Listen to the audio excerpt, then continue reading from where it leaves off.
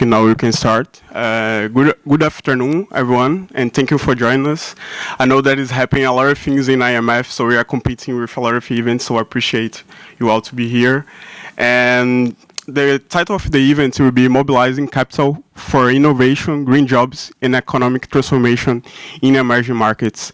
And this discussion is very timely because many developing countries are facing the double challenge of they need to move toward a low-carbon economy, but also create jobs and transform their reality. So Africa, for instance, will have the youngest populations in the next coming years, and hundreds of millions of young people will try to enter in the labor market. And so it's not only a matter of decarbonize the economy, but also to create jobs at scale. So to help me in this discussion, I would like to introduce our panelists. The first is Elizabeth Bulmer, lead economist in the jobs group at the World Bank. We also have Ryan Munhold, senior fellow at Center for American Progress, and the last but not the least, Karabo, campaign and energy advisor at Poweshift to Africa. And for a start, I would like to start with Elizabeth. And Elizabeth, you recently co-authored a paper exploring employment implications of the green transition. It's a work that basically looks how the green transition may affect jobs and the labor markets. So I would like to invite you to briefly share the main findings of this work, and your presentation is already there. So I think you need to click.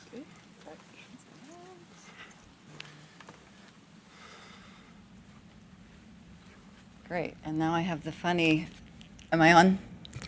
Hey, thanks very much. Thanks for inviting me to join in this session and share a little bit about what I and colleagues have been working on for the last several years. Now this is going to be awkward because the whole eyesight thing, so bear with me. I don't only want to talk about challenges, I also want to talk about opportunities a bit. And really the policy entry points for dealing with these both challenges and opportunities associated with the transition to sustainable low-carbon economies. I pour myself? Okay. Yeah, definitely going to need my glasses for this.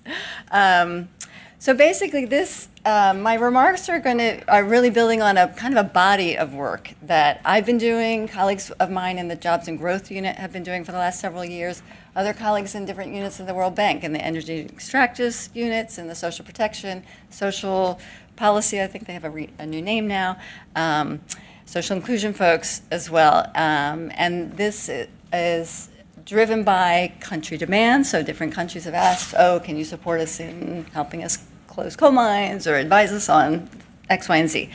And so the work, almost all of our sort of knowledge work in our unit grows out of this sort of country demand. So this is very much country oriented, but we try to develop it then to develop tools that can then be applied to other countries. So I just want to sort of share that it's not only my individual work, and this sort of represents a body of lessons and tools that we've been developing across the World Bank. So just to kind of summarize key messages. So the transition is not only global, but it's very local, and you all will know better than me that countries are taking very different approaches, and they're really going at different paces. And one of the reasons for the different approaches, they have different country priorities, they have different capacities, and now, of course, as a body, we all want everybody to be transitioning more quickly as we're getting slammed by climate change, but we have to recognize that individual countries have very different realities. And so in our analysis, context matters. The other thing is that the transition challenges are really complex. They're very hard to measure, and so I'm in the business of measuring them, right? Diagnosing challenges, opportunities, measuring.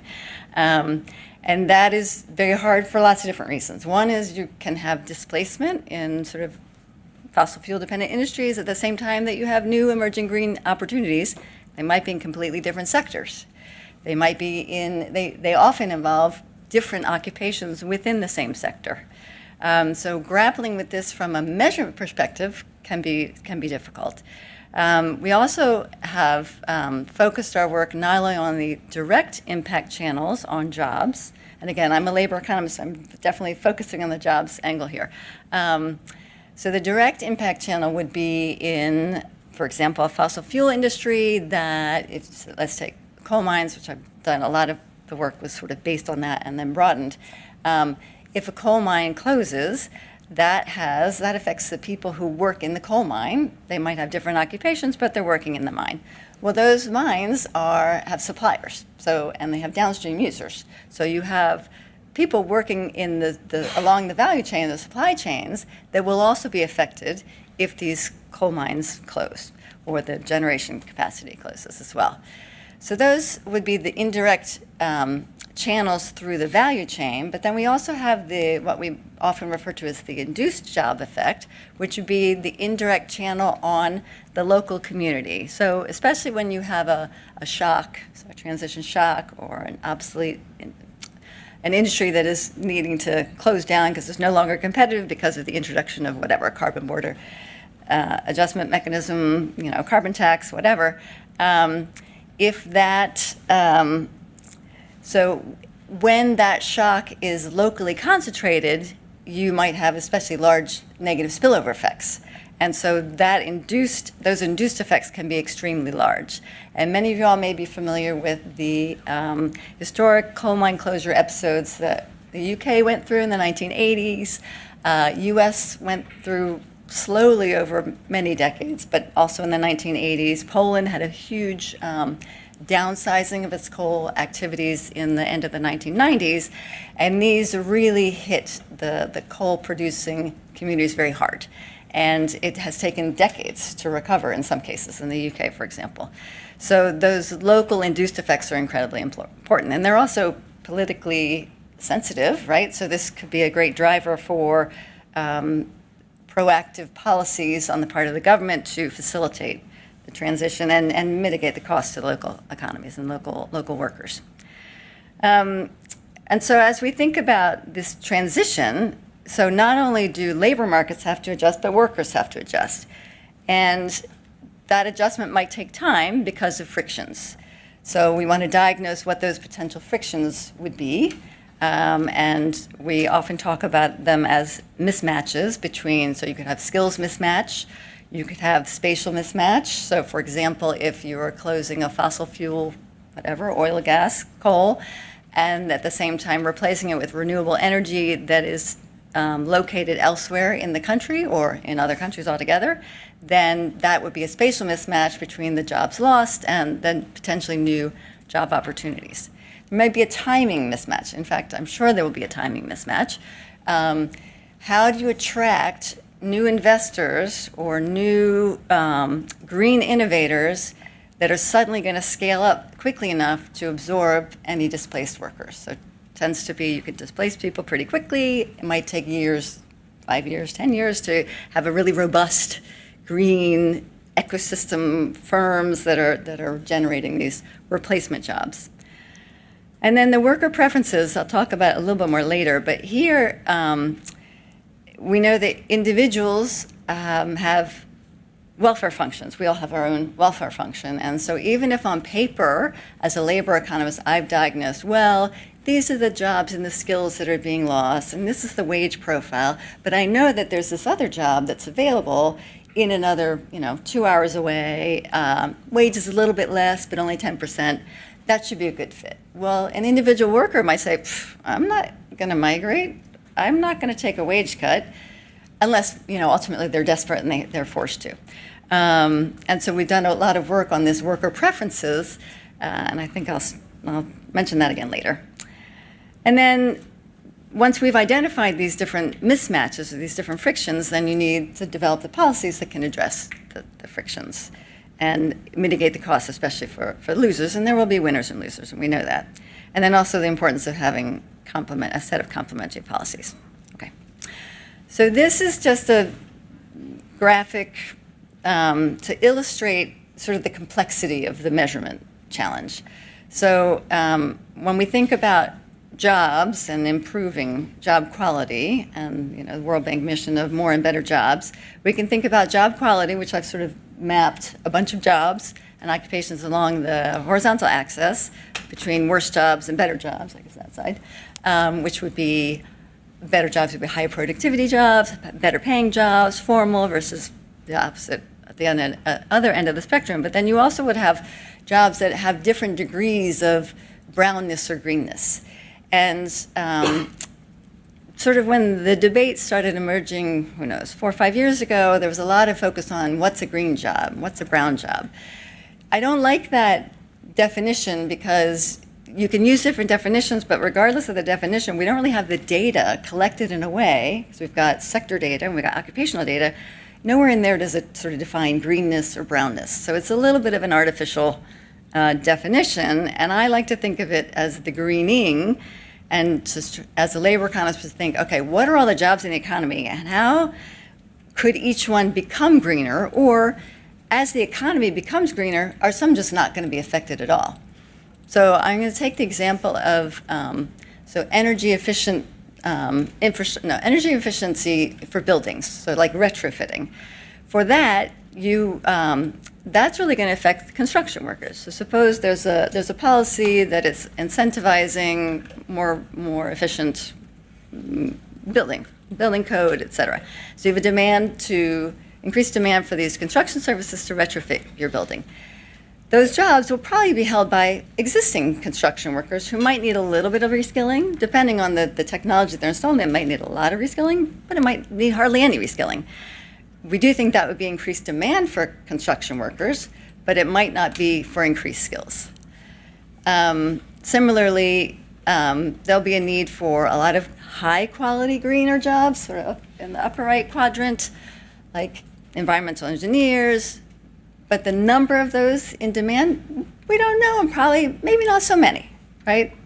We hope that in agriculture, especially smallholder agriculture, where there are agricultural subsidies, which maybe need reform because agriculture is incredibly emitting and not very sustainable in some of the traditional methods. So policies that are targeting farmers in ways that they can afford to become greener might not make their job any better. So there's everything becoming greener, kind of moving up, but ideally we want it to move up here, but not every job is going to kind of make that transition. Hopefully eventually, but that's where sort of broader development challenges come in. Okay.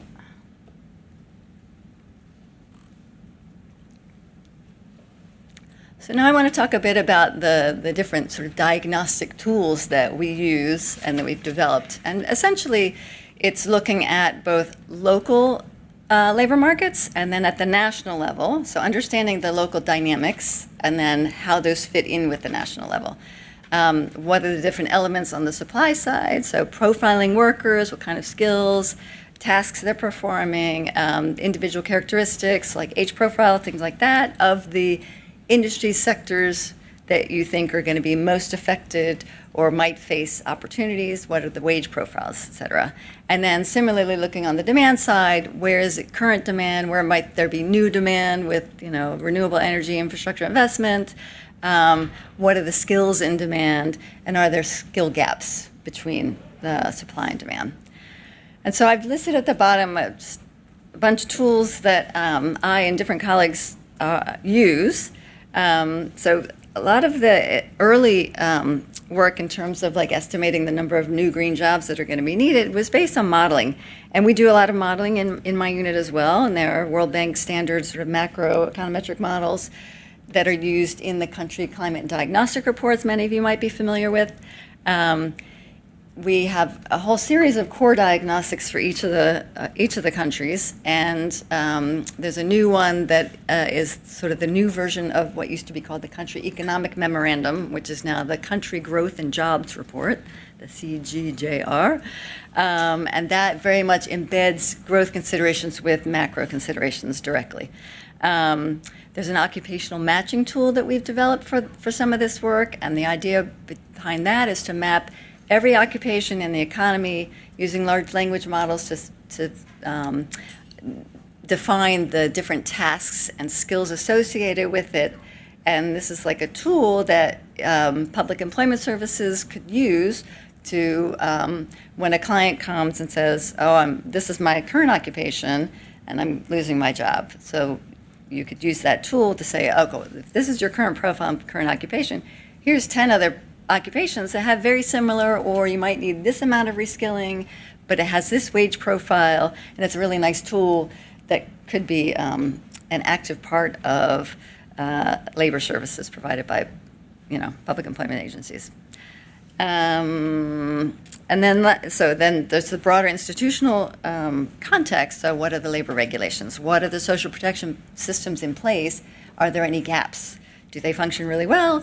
Or are there important gaps that, I'll get to that next. And then I will mention just briefly transition roadmaps. Some of these I do believe are public or becoming public. This is sort of the first stage of how the World Bank engages with a particular country, and then in preparation for operational support. So we did this, for example, in Poland, wasn't followed up with an operation. Bosnia and Herzegovina, there's actually an operation, and in other countries as well, in South Africa. And then this is also an approach that's being used by colleagues for the critical minerals agenda as well. All right. So once we've diagnosed these challenges and opportunities and different frictions, this information can help us design the policy interventions. And so I'm breaking it up between sort of long-term, short-term and long-term. And so in the short term, using these different diagnoses, including the preferences tool, we can identify the workers that we think are likely to transition quickly after a shock. And for those workers, some will, immediately get a job. They'll be really high-skilled, and they'll just be proactive and say, great, there's demand for me as an electrician, doesn't matter what sector I'm in, I'm going to get a new job. But you might have other workers who need the search assistance, right? Or maybe a little bit of training or counseling. So strengthening those active labor market programs that most countries have, but strengthening and making them embedded in sort of existing labor demand with a view towards emerging greener jobs. And I already mentioned the occupation pathways tool. Then you have to have these other policies for those who are unlikely to transition or to take a much longer time to transition. And so that would be, this is where your social safety net comes in. So really important to make sure there aren't gaps in your social protection coverage. There might be eligibility gaps. This is something we found in Bosnia. Just looking quickly at the legislation, you're like, great, there's unemployment benefits, fantastic, so these people can slot in. Well, it turns out that if they are made redundant, that puts them in a different category, which is not covered by unemployment benefits. So you really need to make sure that while you are thinking about these different support policies, you take the opportunity to understand the gaps in the system. And then complementary policies, which we might get to later in the discussion, would be things like recognizing particularly vulnerable groups or vulnerable communities, and how do you attract investment. And one particular area of focus would be attracting investment, or the government investing directly in repurposing the assets that are no longer being used for, so mining lands, for example, cleaning them up and repurposing. And then this is my last slide. The longer term and more fundamental policies would be looking at things like foundational infrastructure, both physical capital for connectivity, both between sort of firm connectivity, trade connectivity, workers being able to move, health and education reforms, the enabling business environment, and mobilizing private investment at scale. And so I put these on the board very intentionally because these are supported by, so these reflect the World Bank strategic focus on job creation and more better jobs on a livable planet. And the first two pillars are very well articulated in two development committee papers. The second one is being issued this week. I think it's out, definitely publicly available. The first one on the foundations was issued back in October. So that's it. Thank you.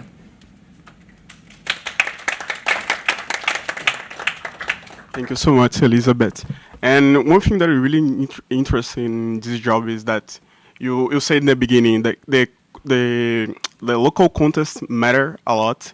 And this is important because in UNFCCC agenda that is discussing the negotiation of climate change, there is a just transition dialogue.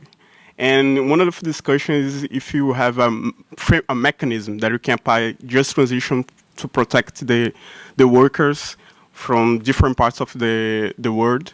And one thing that is really hard to get is one measure that applies for every country.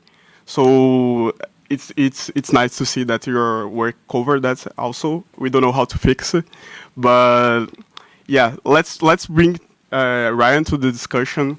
A lot of countries are trying to pursuing green industrialization, try to build everything locally, and that is really creates an environment of friction in the trade. And from your perspective, what kind of idea or models of cooperation could help support climate action while also promote economic growth and job creation? Yeah, thanks so much for the question. Pleasure to be here with you all. Well, it's a good question. There is an opportunity I think that we have over the next few years to rethink kind of how we do international economic engagement. I heard somebody the other day say when the toddler flips over the chessboard, it is disruptive, but it gives you an opportunity to put the game back together a little bit. And it feels a little bit like that's what we are living through at the moment. I would say a couple things. I think we should think through what we want out of international trade and out of international economic engagement. So if we agree that sort of the sort of toxic nationalism, if you will, coming from the Trump administration is not the path forward, but you're also seeing unilateralism, I think, play out in other forms. China's weaponization of its critical supply chains, for example, you could put in that category. I think some would put the EU CBAM even in that category. If we agree that that's not the path forward, then I think we need to think through what is an affirmative, positive trade agenda that sort of brings the global north and global south kind of together around something that is compelling and impactful, right? Both from a jobs perspective, as we just heard about, but also from a climate perspective as well. And so, what are some of the things that might include? Well, I think for one, we need to think of how do you use trade rules to positively reward companies that invest in climate action, that decarbonize their supply chains, that treat their workers well, that pay a fair wage. At the moment, I think you could make a case that trade rules have not been doing that over the last however many decades, and the result is this sort of like race to the bottom approach that we've seen, and we've seen the impact of that, right?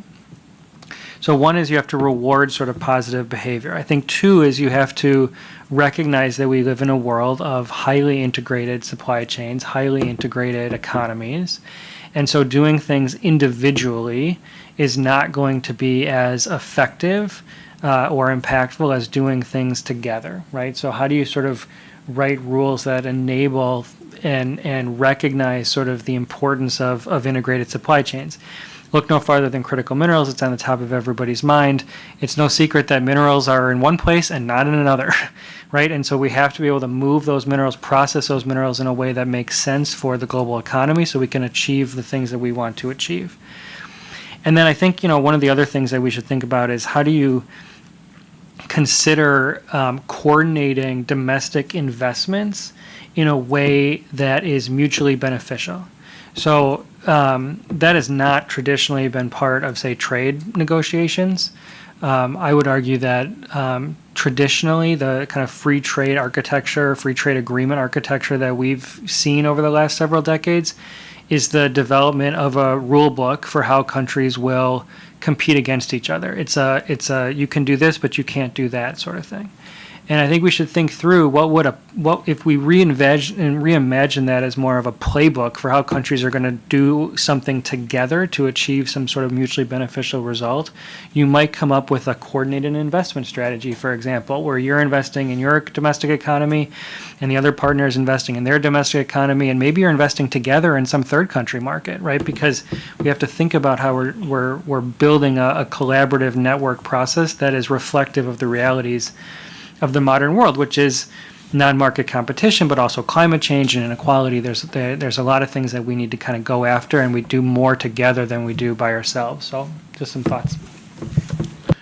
Thank you, Ryan. And like we were discussing before, I think the Washington consensus is gone, and we need to build a new trade agenda that is more fair and distribute the supply chains better across the world. And with that, I would like to bring to discussion Karabo. And before I do the question, I will talk about one experience that I had in your country, South Africa. And when I arrived in South Africa, I was in Durban, and in the way for Durban, in the Durban airport to the hotel, 3 people asked me for a job. So I was like, okay, what's happening here? And I went in the hotel, started searching for the data from South Africa, and the unemployment rate is like 30%, if I'm wrong. So with that context in mind, I know you know a lot the reality of South Africa and Africa continent. For your work with the community and civil society across Africa, where do you see the biggest disconnect between the global green industrialization agenda and the employment realities on the ground in African communities? Thank you so much for that. Is it morning? Good afternoon, everyone. So, I think maybe let me start off with the caveat around, firstly, I think the bank has really made effort in relation to some of their programs, the GRID program, the RISE program, which focus on green industrialization in the context of the mining industry, but also the development side of things. I think one of the things that where there's a mismatch and is often that the bank tends to prioritize project-based financing. So they will target a specific development agenda and try and address that. And I think that's not what Africa needs, in all honesty. Let me speak about just transition, I think, as a key example. So often it's just transition for energy access or just transition for infrastructural development in the context of, transmission and distribution. But I feel like that's a strong mismatch. It should be just transition for green industrialization. The bank should be investing in system change as opposed to energy access, as opposed to trying to solve for a specific issue. Because, for example, when the bank decides, let's just say a solar farm, they've approved a solar farm and they go onto the continent, the first thing they get there, let's just say it's in a remote community, you need infrastructure, there are no roads. So you still need to do all the auxiliary infrastructural things.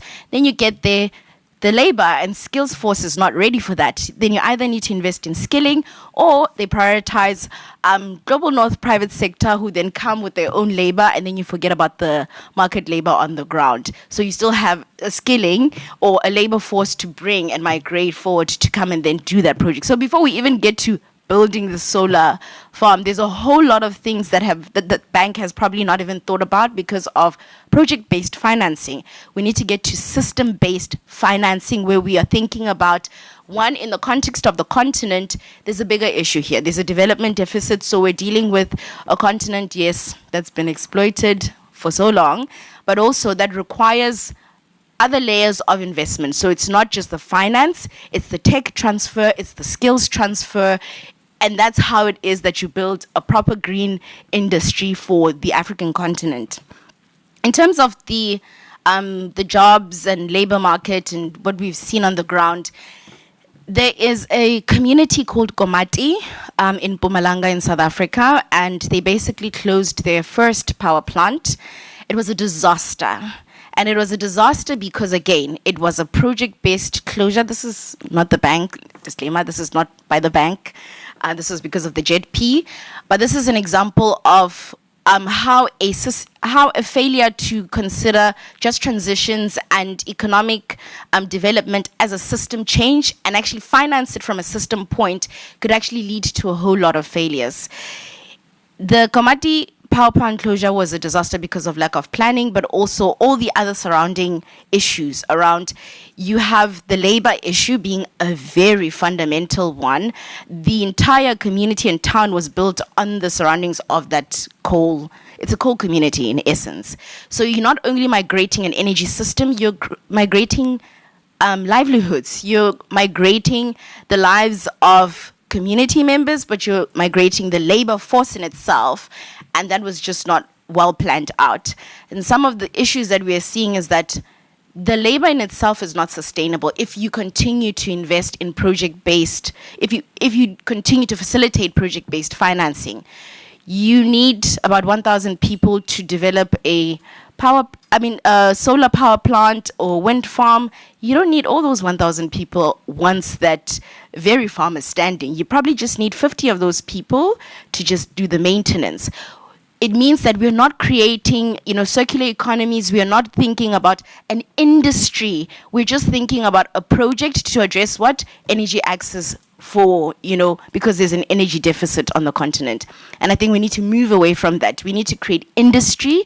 We need to create economies and sectors that facilitate entirely system shifts and system changes, whereby the very 1,000 people that were there, there's a lot of jobs within the green sector, but if we're focusing on just the assembling and the deployment part, we're missing the rest of the sector. There's still engineers that are needed. There's still the AI components where people could be trained for that. How are we facilitating upskilling? How are we facilitating any sort of new skilling as well? We're just not thinking about it in the context of an entire economy and sector and industry development. We're often just thinking about it with, we need to get lights on, so let's just get this, solar plant standing. But there's an economy, and that's why some of these projects are not necessarily sustainable. The Lake Turkana Wind Power Project, the community next to that project has transmission lines going over them, and they don't even have the power, and they are not part of that labor force.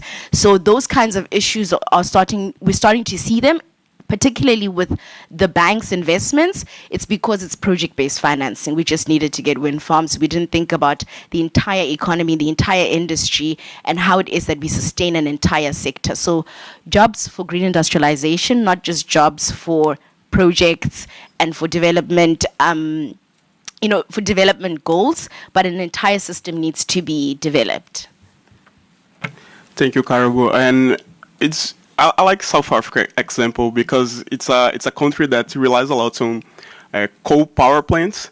So sometimes I feel that when you talk about green industrialization, we will only have winners and everybody will be winner, will succeed. And the reality is that a lot of countries relies a lot on fossil fuel energy. So we have South Africa, we have Nigeria, we have Egypt, Liberia, and Indonesia. So if you are advanced for a reality of more environmental compliance applied in the market, I'm saying like things like CBAN that takes the scope 1 and scope 2. So if you take the scope 2, countries like South Africa will suffer a lot because they rely on electricity by coal, also Indonesia. So this country will be more vulnerable. It will be the losers of the green trade agenda, for instance. So with that in mind, Elizabeth, do you think that international community should create mechanisms to help these countries manage this transition and support new job creation? Thank you. And the points you raise are lots of examples of types of mismatch. So very much the spatial, the timing, the skill. And that's exactly why in the sort of knowledge part of the bank, we make sure that we take this very comprehensive approach, and each of these core diagnostics, so the CCDR and the new country growth and jobs report, and all the others anyway, all have to keep in mind the transition, sustainability, livable planet, jobs. So that's really a mandate. It's always been an implicit mandate, but now it's a really explicit one, just from the internal perspective. And then those country reports are, just from a process perspective, then design the set of projects that get done. So those are all being considered at the same time, but Kamadi had a lot of problems. And it sort of illustrates how complicated it is to do. And the other thing about South Africa too is it's really spatially concentrated in Mpumalanga. So the generation might be decentralized, and again, then you'll have these labor demand mismatches. So your question, tell me again. Sorry. I'll read it again. No worries. Do you think that international community should create mechanisms to help this country manage this transition and support new job creation? Because, like I said, there is some countries will be the losers if you are putting like environmental compliance on trade and start to say like things like CBAM become more spread broadly.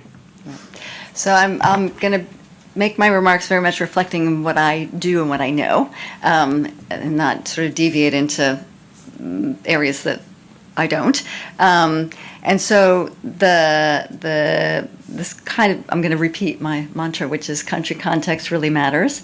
But these transition roadmaps, and you can think of this not just for transitioning the energy sector, you can think about it more broadly in green transition. Now, from the World Bank perspective, we haven't really done that, in part because of how we're organized. We've got our energy colleagues, we've got our critical minerals colleagues, we've got the labor, whatever. So that's part of it. But the just transition mechanisms in South Africa is a wonderful example. They really, I would say, developed it in this incredibly consultative way. Took years because they were consulting so many different stakeholders. So it's complicated to do, and to do efficiently, very difficult. But taking that just transition approach, or a comprehensive transition approach that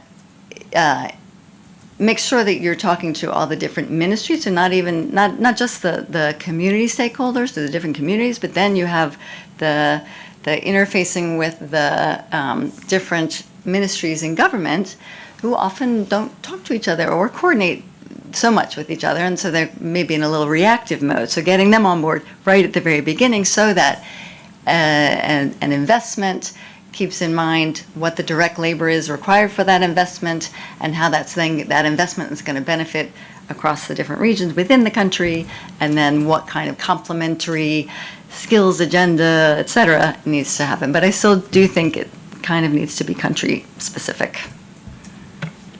Thank you, Elizabeth. And now move to Ryan.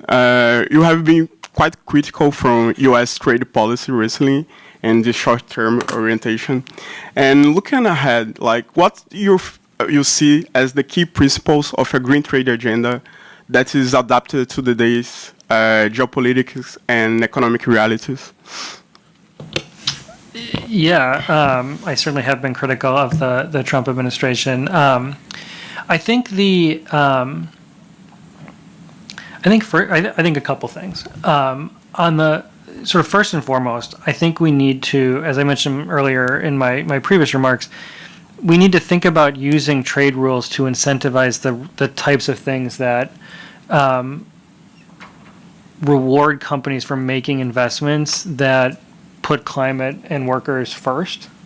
That's not been the case in the past, and I think you can do that domestically, but you do it a lot more effectively if you do it in coordination with others.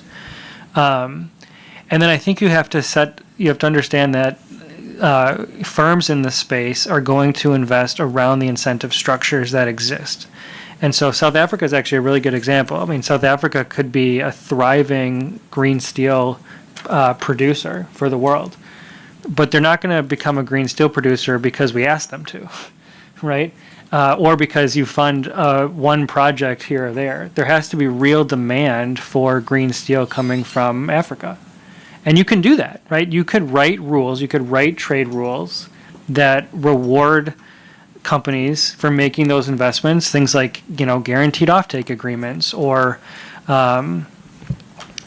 if you use revenues from, say, CBAM to invest in hydrogen capabilities in South Africa, right? That would be a way of sort of tying the two together, right? Creating demand and then creating the supply of sort of green metals, right? So I think we need to be a little bit more creative and take sort of that like systems approach that we had talked about earlier to do this well.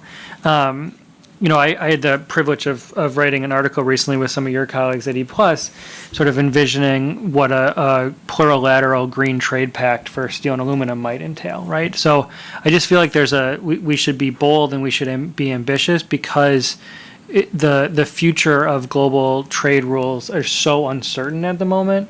There's an opportunity to be bold in a way that maybe there wasn't 10 years ago or 20 years ago. And partly that's because, we're going to be coming out of the wreckage of, I think, this administration, but also, what's happening in the Middle East right now is, going to have a huge impact on the economies of so many people around the world, right? And so we're gonna be in a place where we need to do something different, and we should think about doing, not just what's in the sort of near-term interest, but in sort of the long-term interest of working people everywhere and the climate as well. Thank you. And Karabo, the World Bank often talks about frameworks like GRID, RISE, and that focus on inclusion and resilience in the development pathways. And in your view, what do you take for these ideas to translate in real jobs and income opportunities for communities, if you have other things that need to be done to improve these frameworks? And if you can talk more about that. Yeah, thanks for that. I think, as I mentioned, I think RISE has been doing really well, focuses on mining specifically, and they really tried to create local value addition, particularly in the African continent, and particularly in countries that do have transition minerals. I think, obviously, RISE was created pre this rapid raise of critical minerals or transition minerals, or whichever term people prefer to use. And with these programs, I think there's almost like because of how siloed these projects are, again, they're not really contributing to this bigger system shift and green industrialization that I referred to earlier on. They are addressing certain parts of this bigger system that we are speaking about, but even in how they envisioned, they're not really contributing to the bigger conversation. And let me speak about the RISE program. So in creating value addition, it's great, yes, a lot of the African countries have these minerals. A lot of these countries now, if you've seen, there's a couple of countries on the African continent that have created bans towards their transition minerals, particularly because value addition has not been seen for them. They really don't want a repetition of, the colonial extractive and exploitative models that we've seen. So the first natural thing is they are banning. I don't think it's the greatest thing to do, but I understand where these countries are coming from. And that speaks to how programs like RISE really need to come in and speak to that. So what does, local value addition look like? What does local capacity look like from a manufacturing and industrial capacity point of view? So not local addition in the context of us being able to mine these things and ship them somewhere else, but creating, full cycles of how these countries can see the benefit of these very minerals. Then you have less countries being reactive and banning things with no next steps of what does, local refining capacity actually look like. But there's also aspects of the RISE program need to go beyond just the local value addition. Local value addition also comes with the labor components of, for example, in the DRC, in terms of artisanal and small-scale miners, what does that look like? And yes, RISE does have that, but I think the bank has been struggling to figure that one out because of the complexities of that sector. So how do we get to a point whereby any sort of program that the bank has is interconnected and is ultimately all leading to this industrial vision and industrial clusters that we would like to see on the continent, and not necessarily just saying, okay, value addition may look like getting the minerals out and shipping them somewhere else. No, that's not really helping with the job creation element, with the development elements, and we need to have a wider system view of how the bank really invests, and I'm not sure if the bank is necessarily there. And how do we move into creating industrial clusters on the continent? I think another thing that's really missing is regionalism, and I think with the shift of where we are in the geopolitics, I think a lot of countries are looking to alternatives, and they're looking at, I think BRICS and G20s and so forth have become very popular blocks to look at in terms of, alternatives to the global agenda. And if we're moving towards that, there's something about the role of regional blocks and regional institutions. In the African context, for us, the Africa Green Industrialization Initiative is going to mean something for us. How does the bank really, invest in such initiatives that really facilitate industrialization on the continent? There's the AFCFTA, so the Africa Free Trade area on the continent that is also going to facilitate trade on the continent. There's the Africa Single Electricity Market. There's something that's happening in terms of regional mechanisms being developed, and the bank is not really looking into that. How do we, yes, obviously countries and governments are their clients, but these are multilateral blocks that involve governments. So how do we facilitate investment into some of these initiatives, because they're then going to facilitate some kind of growth? And the impact of regional investment is that it also helps with countries that are not able to then take up the risk burden or provide some kind of guarantee or security for the bank to be able to receive the kind of financing that they need, especially conflict-affected countries. Thank you, Karabo. I think now we finish our 2 rounds of questions, and then now we're going to open for the audience make questions, because this event was should be about 1 hour. But we still have time for questions, so I have here. So just raise your hand and do the questions and say your name. But also here, because I know that some people don't like to be in the spot, so I took this to just pass, and the person can do the question. So, yeah, I know.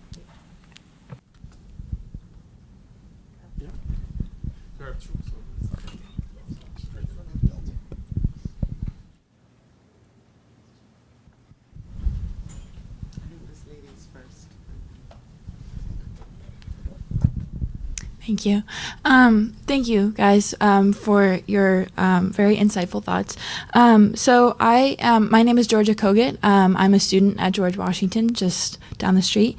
So I think as I'm graduating this semester, so as a future graduate and looking into jobs, and as a young person in general, I think there are real fears about AI taking jobs and the climate change, and yet AI kind of factors into both. It hurts the job industry in some ways, and obviously has a huge impact on climate change. So my question is kind of, is there a way that we can use the threat of AI at the same time to combat climate change? So, whether that means, putting data centers in colder climates, or even creating green jobs to combat AI, if that makes sense. Yeah.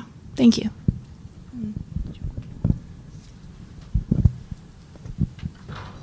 Thank you very much to everybody. My name is Moji. I work for International Rescue Committee, and I work on humanitarian financing.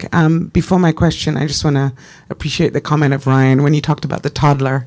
I cracked up laughing because I remember seeing a comical image of Trump sort of acting as a toddler. So I couldn't help myself. Perhaps it's a framing issue, but having listened to all of your insights, I'm wondering, when we talk about green jobs and green job creations and driving that economy, is not and this is a question, a better place to start to look at some of these large populations across the continent, your DRC, your Egypt, your Ethiopia, your Nigeria, look at what the needs are, which are largely in the agricultural sector, the transportation, access to health, and fueling those jobs and greening those jobs based on what the needs of the community communities are would be a place to start. Of course, as the colleague Elizabeth, you said, there are different contexts and there is a mismatch that needs to be accounted for. But I imagine if we start from what the basic needs are, then we can, I think, deepen the conversation.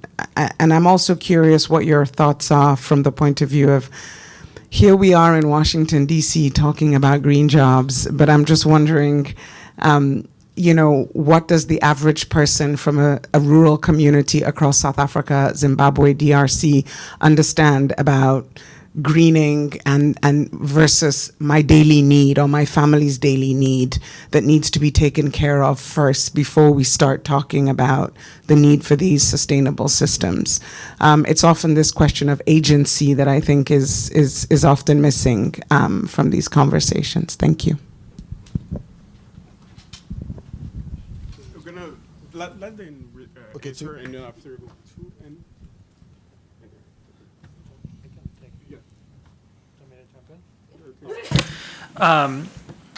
So first of all, congratulations on graduating.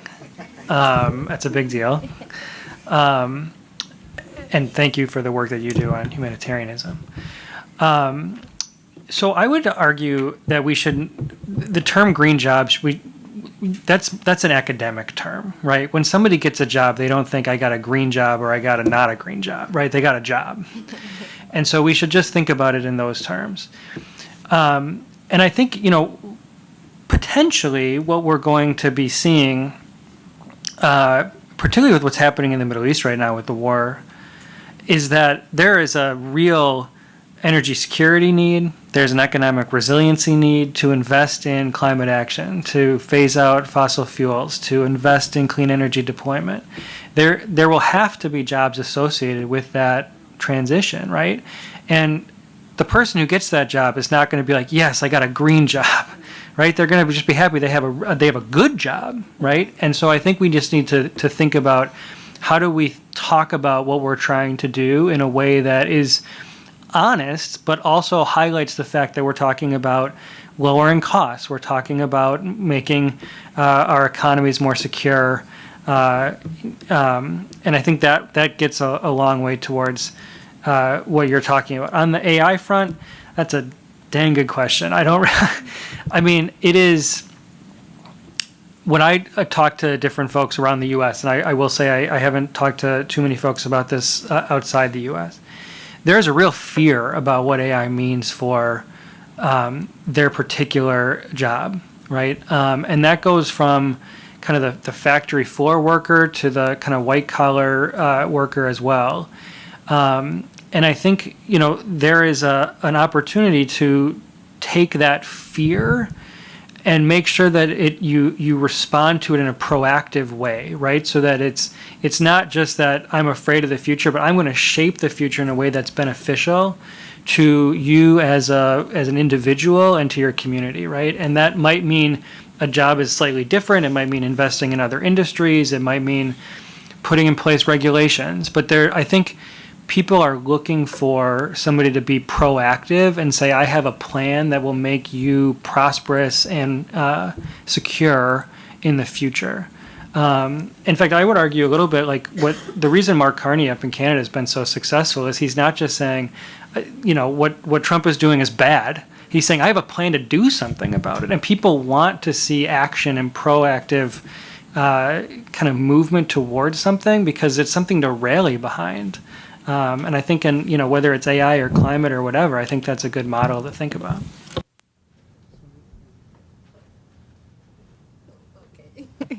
Okay, let me go. Congratulations. With the AI, I really don't know. I just wrote an article bashing AI, so I'm not the best person to speak on AI, but mainly speaking about how it basically impacts energy and how these centers are being developed on the continent, and we don't have energy anyway, and they drain a lot of energy. So not the best person to speak about it because I won't be as positive as we need right now.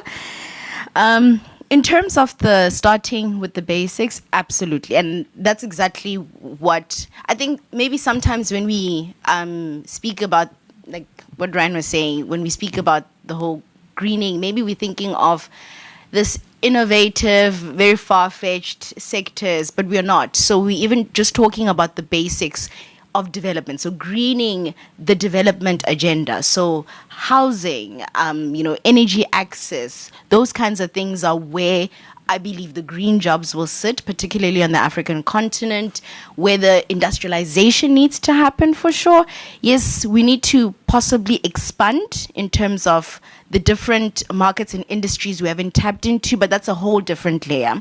For now, I think the bulk of jobs and opportunities sit within the basic necessities, and that's where all of the jobs are going to come from. The housing sector, the property sector, the energy access, the water, all of that is where all of the greening needs to happen. And that will obviously, in the context of people on the continent, that's what will make sense to them. Because this conversation, every time we speak about the climate agenda, the just transition in the context of Africa, I'm like, this is a development agenda for us. It's really, really not about, the climate. Yes, those things are important, but in the minds of people on the continent, these are bread and butter issues. It's really, really not about, the environmental context and that kind of thing. Even when we speak about climate change, we're not thinking, oh, okay, greenhouse gas emissions, the temperatures are increasing. We're more speaking about the very river I grew up with is now dry and I can't get water and, I can't fish and have access to food. We're talking about the basics of this conversation. And that's how we're going to then green our industries, by addressing those very basics. So 100% with you. I'll piggyback on that a bit. So there are green entry points sort of in all of those sectors and at all different levels of those sectors, so including at the sort of informal smallholder agriculture. So the challenge is, how do you then induce that change? And this is the role of government. Government needs to rethink the policies they're supporting. They need to rethink their curriculum. Another source of jobs is going to be making schools more resilient to climate shocks, right? Health centers. That will involve, so even if you focus on the health sector, you still have a whole range of jobs at the low end and at the high end as well. But I really, the role of government is fundamental, and governments already spend a lot of money on education. They already spend a lot of money investing. They need to make sure that it's resilient and, is building, buying the skills for the future, but clearly meeting the needs in a way that, and it's challenging in a lot of on the ag side, which I know a little bit about, and based on recent research where the estimates for, and it's not issued yet, so these aren't final numbers, but we looked at 8 countries in West Africa, and already the amount of warming that they've been exposed to has already reduced household productivity by like 8, 10, 15% already. And we're only in, that data was from 2019, so it doesn't even take account of the last couple of days, or last couple of years. So as you said, these aren't tomorrow's problems, these are today's problems. But then, so agriculture extension is a very common way to be reaching small farmers, but, there are gaps, and I think that'd be really expensive. So not only do you need to strengthen those systems, but the governments need to put a lot more money to it.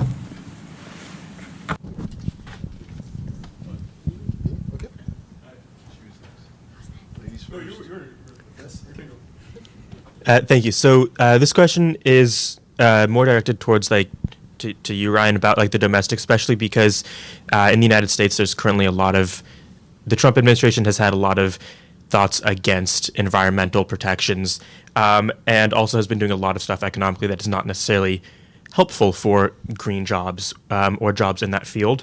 And so I'm curious to see if it's possible to apply a lot of the logic that was talked about today to smaller governments, like local economies that are 5 million people or less. And would that end up causing a little bit of an economic divide between those smaller economies and then the greater U.S. economy?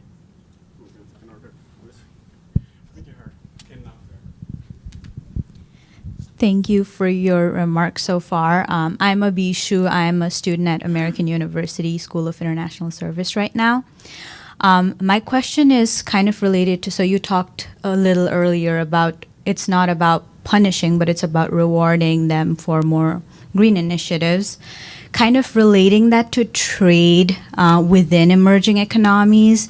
How would SMEs that are part of these emerging economies not be punished when these frameworks are directly affecting them so much? And what role can the bank play in making that a little easier of a transition for them? Do we delegate this to the IFC? Do we delegate this to the government? Like what's the framework to approach this with?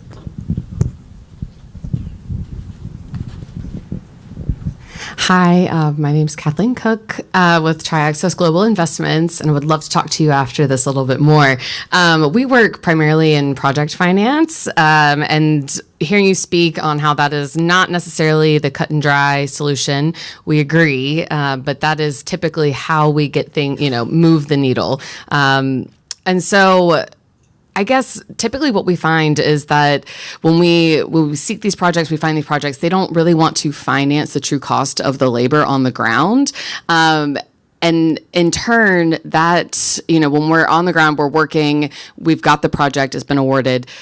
The person that is negatively impacted is the team on the ground that is doing the implementation. They're taking on the additional costs of the higher labor costs, the unforeseen expenses, so how do you frame like an encompassed approach because we know that when we put in a solar field, the road is not there, and what they've predicted is essentially going to cost 3 times the amount.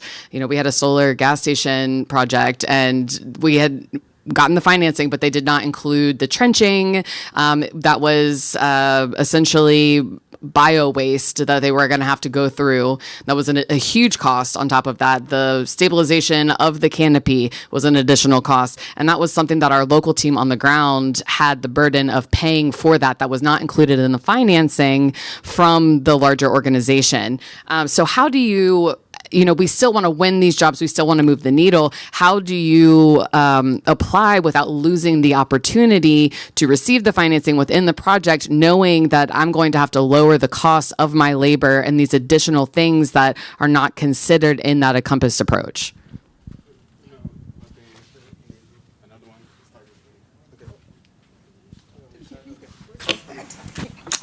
All very good questions. The question that we had first was about sort of like smaller governments and how they might be able to respond. I think you're seeing this a little bit at the state level already, right? You're seeing, several governors try to maintain support for a clean industrial policy, for clean energy deployment, in the face of the Trump administration, taking back tax credits for clean energy deployment, for example, EV tax credits roll back. And, that is helpful to sort of, maintain sort of state level support. I think it is insufficient, but it is certainly helpful. We have seen, I think, a large decline in private sector investment in U.S. manufacturing since all the tax credits started to roll back and the impact of Trump's tariffs sort of trickling through the economy. We've seen manufacturing job losses, since Trump's like quote unquote Liberation Day about a year ago, where he announced all these tariffs on individual countries. But there is, I think, an opportunity for states. California is a good example of this. Partly because of the size, right? I mean, California, if it was its own country, would be, one of the 10 largest economies in the world, I think. But there is an opportunity, I think, for governors to sort of make some progress there, and to do so both in a way that benefits their economy, but is also politically popular, right? We've seen, governors who do take climate action seriously gain in popularity because of it, and I think there's some lessons to be learned there. You had a question on sort of how to, like, small companies and kind of feeders into larger supply chains.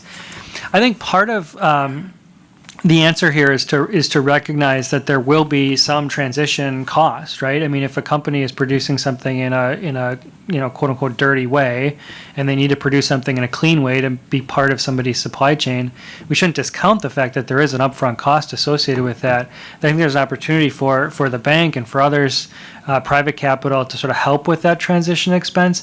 But I think the way that those investments are made profitable is to know that there's going to be demand for clean products going forward, right? So there's a not just a near term, but a very long term incentive to invest in cleaning up your production, your supply chains, because you know that there are trade rules that do incentivize and reward sort of low carbon production. So it's about sort of getting that demand signal right and consistent, and then figuring out how you finance sort of the transition costs for some of the smaller companies that can't do it on their own.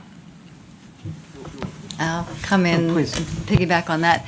So a lot of the jobs are also being generated by these small and medium enterprises. So from the government's welfare perspective, it's not in their interest to concentrate all the incentives so that it squeezes out everybody else. So I would say, in addition to sort of the trade policies, you want these complementary policies that are fixing we can put it back into those 3 bullets of the World Bank mission, of getting the foundations right and then the regulatory framework right. And so that even fixing that, you still might have losers for small firms that can't completely change their activity. So maybe they close, but then maybe the people themselves find a new, green niche or new place to be doing, or meeting the connecting the small producers into the value chains. And I do wonder, I'm going to put 2 questions to you, Ryan. Sure. Is there a role within trade agreements of requiring small providers, suppliers, which I think there's some scope, at least in the U.S. side, but I don't know, globally? I'll just ask that one. I forget what the other one was, so that's fine. The short answer is yes. I mean, I'm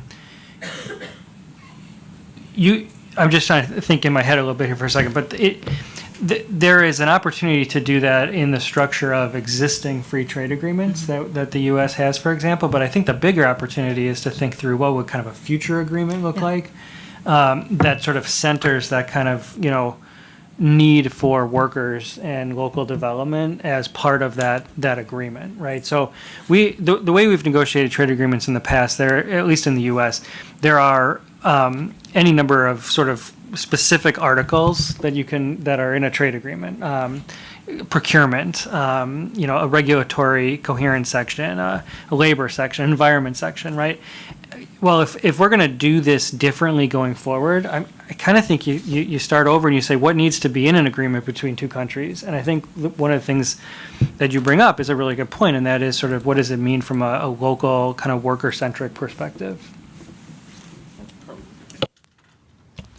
Yeah, thank you so much for your question. Very hard one. These are ideas I'm throwing around, but happy to have a conversation after. I think, on the continent, we obviously have very low investment. This is in the context of, obviously, Africa. We have very low investment. We always throw around 2%, only comes in for clean energy investment from the global share. So that shows that, a lot of financiers are not really willing to invest because of the perceived risk on the continent.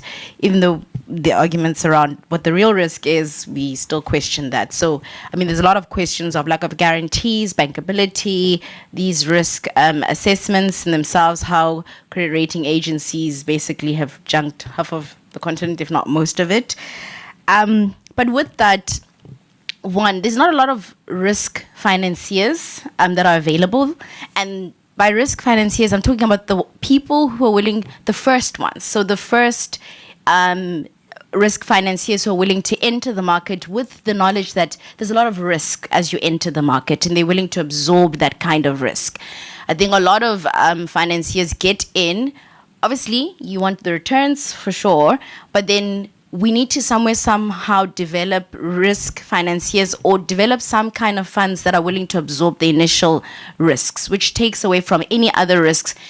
As unfortunately, it's like you are the person who is willing to come in first and absorb all that risk, and then the other people will benefit from, your absorption.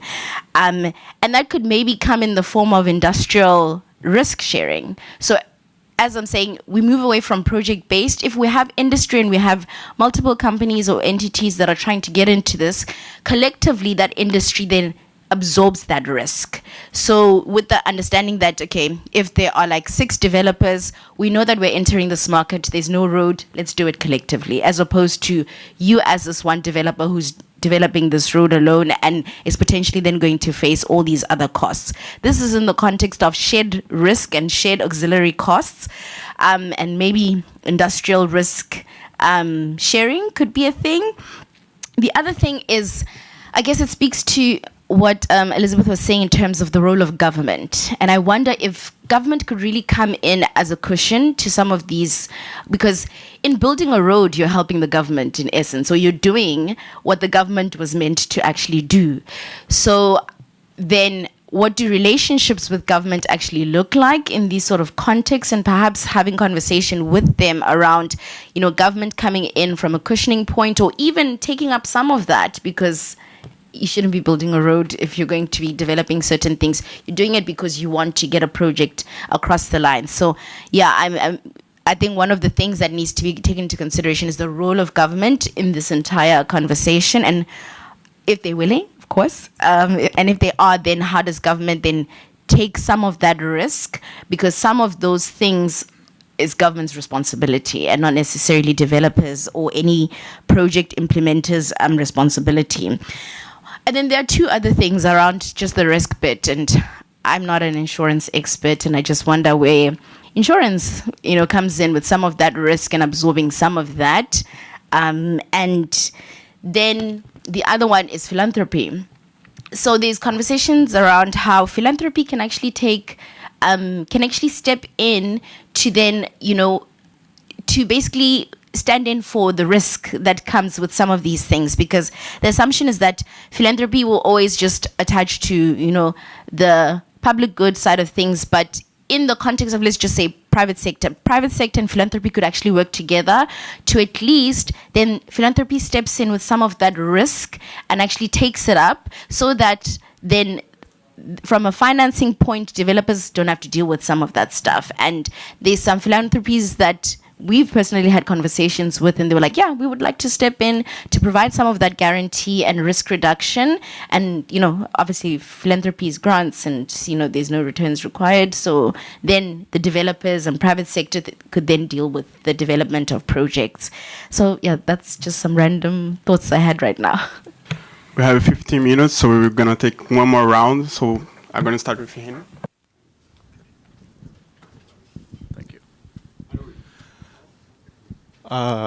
Thank you for a wonderful panel. My name is Ali Ammar. I'm the International Programs Lead at the Electric Power Research Institute, EPRI. But before joining EPRI, I spent 3.5 years at the bank, working across many teams that you mentioned, Elizabeth, including energy and extractives, social protection, which was SPNJ before, social protection and jobs, so jobs was part of that. Social development and so on. And I worked on MENA and West Africa, and many of the projects that I was involved in, I was very delved into the environmental and social framework that the bank developed. So I worked a lot on ESS2, which is jobs or labor management, not jobs, labor management, and then ESS10, which was stakeholder engagement. And my question is, how do you think these safeguards that the bank set in from a project perspective, how do you think, like from a jobs lens, how effective do you think they are? Because we're very involved now in Africa and other emerging economies on projects at EPRI that are infrastructure projects or energy projects, evolving around generation, like electricity generation, delivery and transmission. And so there's a lot of I think there's an overlap between jobs and those safeguards, and I wanted to hear a little bit about what you think, where you think they overlap and how you think they can complement each other.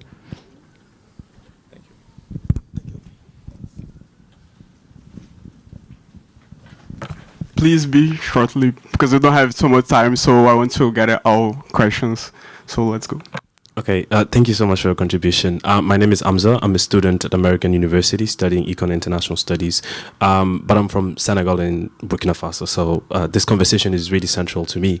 And in this conversation, I like the fact that you brought the data about West Africa, where we have the rising in temperature. So we know when we talk about green transition, we also have to talk about like transition justice, right, and inequality, right? And in the sense that like countries are all affected by climate change, but some countries are more affected, right? But some countries produce less of that carbon. If you think about Africa, we produce way, way less carbon than any other country, like probably less than China overall, right? So there's a question of, does the global north plus big countries like China have a certain responsibility to help countries in the global south green out? Do they have to pay some sort of tax? And when we talk about CBAM, where does the revenue of CBAM go? Does it go to countries that need it the most, or how do we distribute that without like punishing countries in the global south? Thank you. Two more there, and we're going to finish with two more, okay. But please be quickly. Yeah, first. Okay.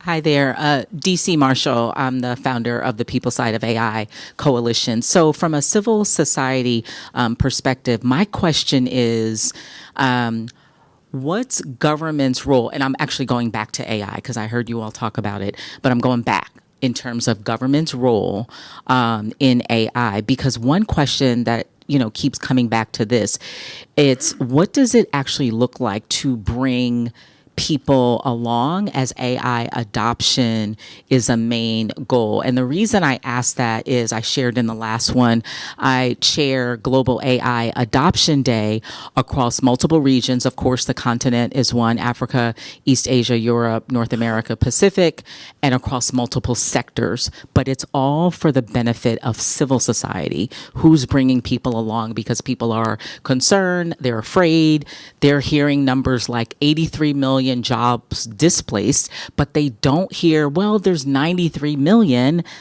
created. They don't hear that. So I just want to know government's role in that. So thank you again, DC Marshall, the People Side of AI Coalition. Thanks. Hi, Jonathan Phillips, direct the Energy Access Project at Duke University. Great discussion. I wanted to go back to the kind of coal repurposing and kind of green industrialization conversation that we had a little bit earlier. I think it's great that we're talking about kind of comprehensive financing away from project financing. I'm wondering if you have thoughts on sort of how to get there from a planning perspective and a government kind of organizational perspective, because the bank is kind of a demand response institution, right? And I'm thinking about the experience here in the US where basically a private sector led coal sector, fast forward, and you have coal communities that have left behind. Your Pumalenga example is a good one.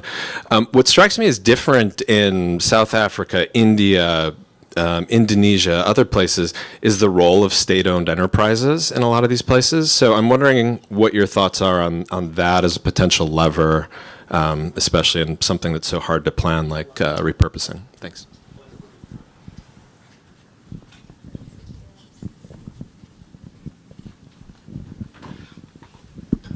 Thank you. My name is Naborli Sekifiu. I'm a political scientist at Miami University of Ohio. So my question is this. When we think about the idea or the definition of greening in relation to even what a just energy transition is, there seems to also be a mismatch in terms of that, sustainable development, the role of critical minerals, and, of course, AI. Given that there's so little investment right now in clean energy infrastructure on the continent, how do we incentivize a clean energy transition, a just transition? How do we actually frame that so that it isn't simply a global north term, but that there's a synergy between global north and global south. How do we center and deconstruct what a just energy transition means, given that development involves so many inputs? It involves risk, it involves capital investment, it also involves a lot of unintended consequences and externalities. So how do we center agency, sovereignty, and also unpack what a just energy transition means in relation to sustainable development? Because what development means for African countries is going to differ quite a bit to what it means for us in the global north. So how do we do that, and how do we also address the structure, the systemic aspect of it? How does this translate on the ground over time? That's my question. Thank you. Now the panelists can answer.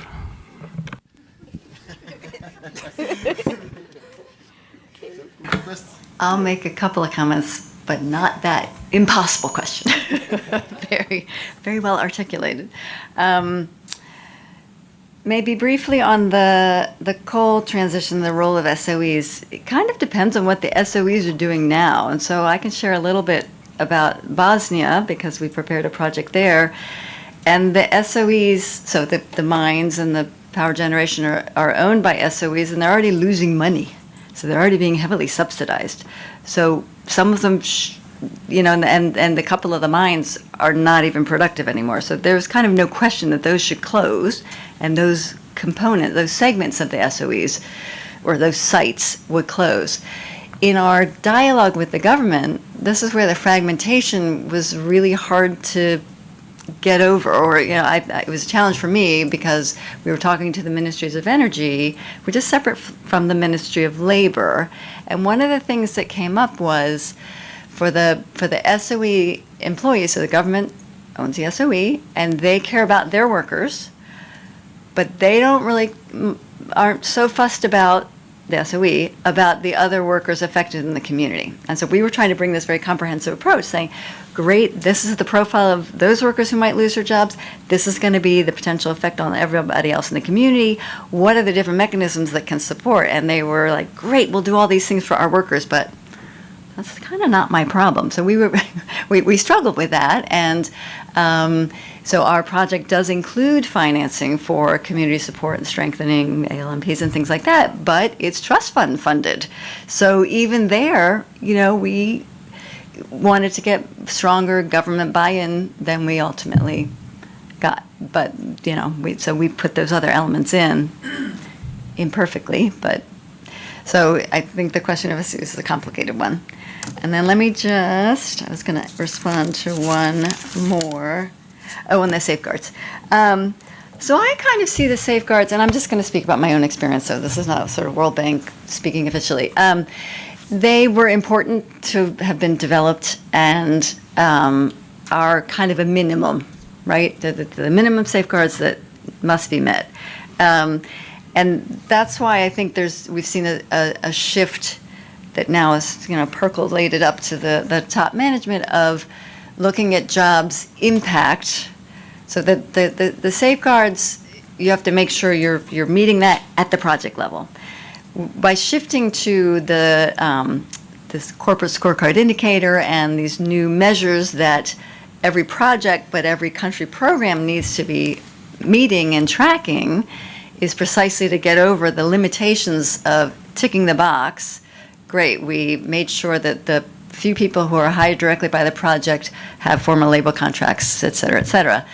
But how many jobs are being impacted by the project, direct, indirect, in the community, and measuring that ex ante and ex post, so really getting at them. So now every project and every country program is required to be tracking those jobs impacts. It's only being implemented now. I think they were trying to do a little retrofitting, which is probably pretty difficult to do because the results frameworks and the projects weren't set up to measure them. But for any projects going forward, that will be a central part of it. Thanks. I'll take the one on sort of CBAM and how do you make it sort of beneficial to global north, global south. So not to kind of plug my own work here, but I published a piece with Edlayan's colleagues at E Plus in Brazil.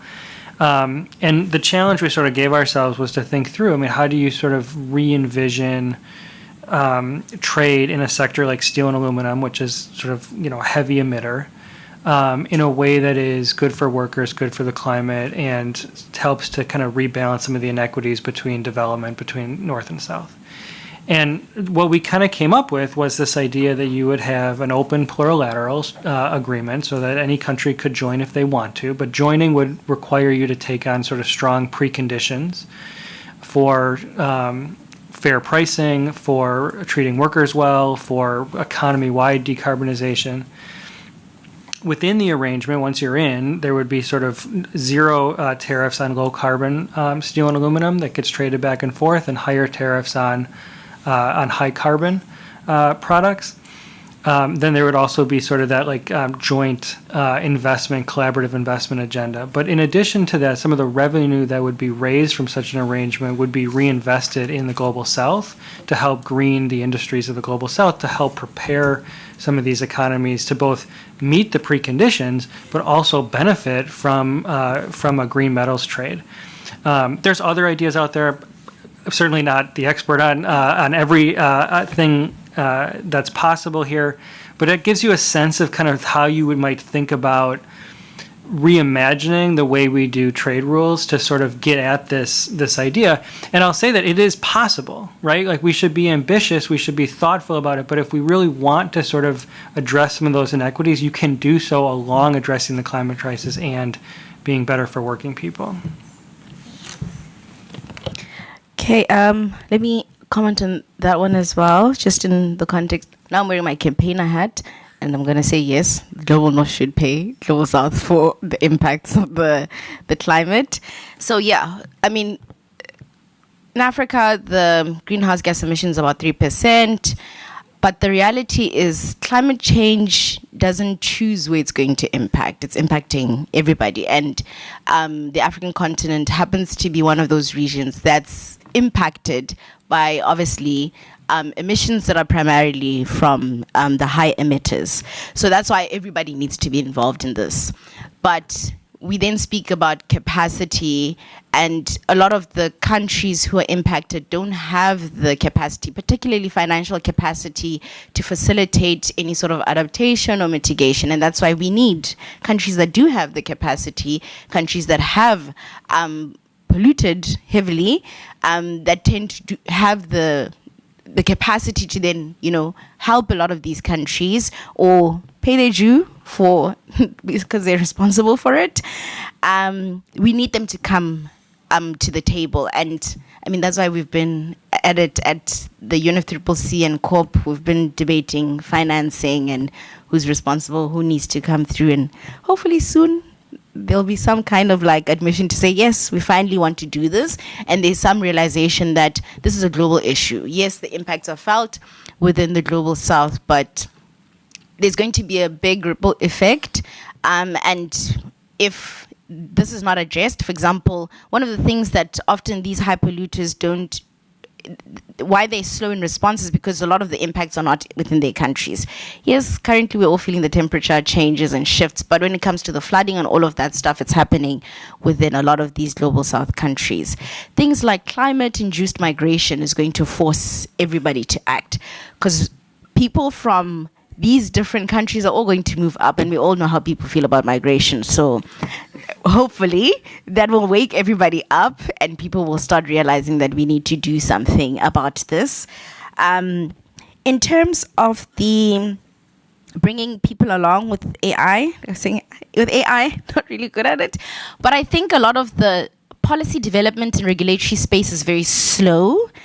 And governments are very slow to respond to it. I think on the African continent, there's only one country, South Africa, has just introduced a bill for AI regulation, but that's after a while. And even that bill itself, from my first reading, has a long way to go. I think it'd probably take the next 3 years or 5 years before it's even, enforced or anything.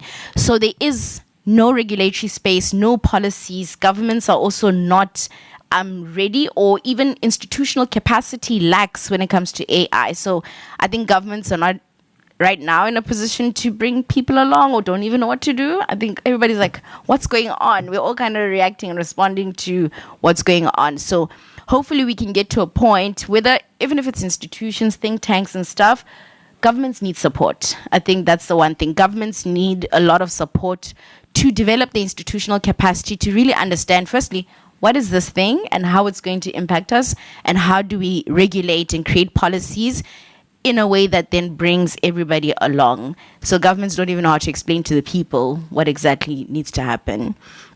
I'm sorry, thank you for that. And can we talk after about, because we have a solution. I heard your panelists say we have a solution of not letting politics get in the way of serving people. We're concerned about the people. So I'd love to talk about that, because that's essentially what global AI adoption day does. It serves the people, and they're I'm sorry, we're running out of time. So yes, and we need those solutions. So please bring them along.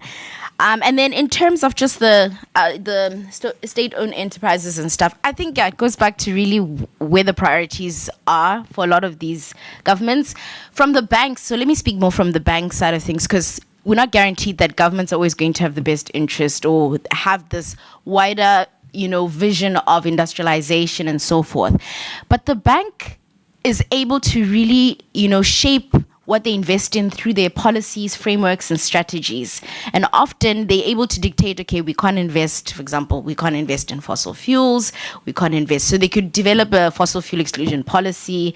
They could also develop indicators and certain frameworks that kind of then shape the actual investments. And perhaps that is a starting point. Maybe through those frameworks and policies, the bank themselves could really push and nudge governments to move in a certain direction, because obviously they're client focused, but while client focused, they can kind of dictate where the investments are and what it is that they're supporting. And maybe then the bank could focus on those specific investments that focus on the wider, institutional capacity for governments, the industrialization and sector development.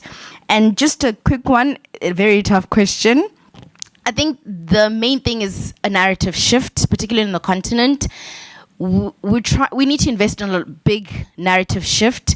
The current positioning of the climate agenda is more so it's crisis response. And we really need to move away from the crisis response and build demand for climate action. So the demand bit is where we're missing. And if we start to reframe and develop a narrative where it's about demand for green industries, demand for, energy access in these like renewables and so forth. It's really about building demand. And that's how we maybe attract private sector, even though I'm not a big fan of private sector, but yes, that's how we attract the right financing, because everybody's like, why should we do climate action if it's not impacting us?